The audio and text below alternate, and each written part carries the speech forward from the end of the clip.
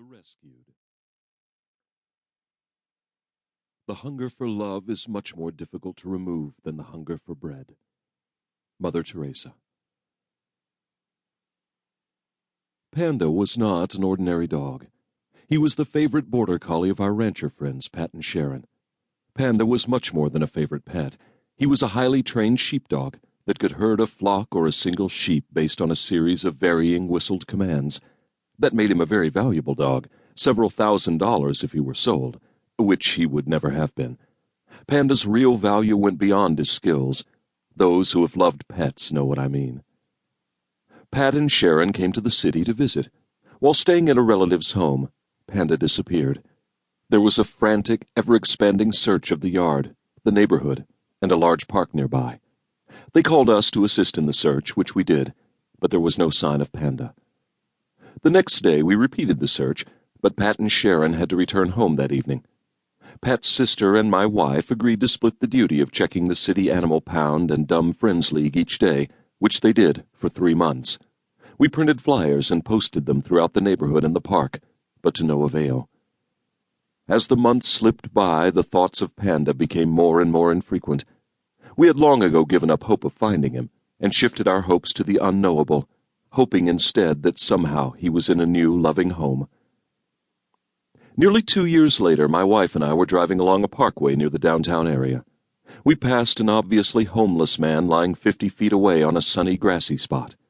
Next to him was a border collie. My wife shouted, "That's Panda! Go around the block!" "What? Panda?" I said blankly. "Panda! Pat and Sharon's Panda! Go around the block!" I said, "What? You glimpse some guy with a dog from 50 feet and think it's a dog you've seen only a dozen times in your life?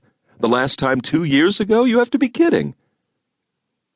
To humor her, I turned and we made a loop and drove by again. My wife became more certain that the dog was Panda, and I became more certain that she had just made a leap into some alternate delusional state. When we got home, she immediately called Sharon. As luck would have it, Pat was going to be in a nearby town that weekend, and decided to drive the extra 70 miles into the city. We explained to Pat the area where we had seen the pair. He went there and quickly spotted them. Pat parked nearby and walked over to them, stopping about 20 feet away. So there they were, the dog, the homeless man, and the rancher, face to face. Pat whistled a command, and the dog raced immediately to Pat's feet and sat, wagging his tail furiously. Even after 2 years of separation, Panda's reaction to the command was instantaneous. Panda had been found. The homeless man was clearly surprised at the dog's response, as evidenced by his shocked look, which quickly turned into a concerned look. Pat said, "Is this your dog?" "Yeah, I found him a couple of years ago," the man said. "But he looks like he knows you." "Yep, and I know him," Pat said. There were a few seconds of awkward silence. The grizzled man cleared his throat and rubbed his chin as Pat knelt down and stroked Panda's muzzle and shoulder. Panda wiggled from the tip of his tail to his middle, licking Pat's hand and arm. "I know that dog is yours," the man said. "But you gotta know that he is my life. He is my only friend in this world. I found a vet who gives him free care, and the store downtown gives me dog food for him. I take care of him, and he takes care of me."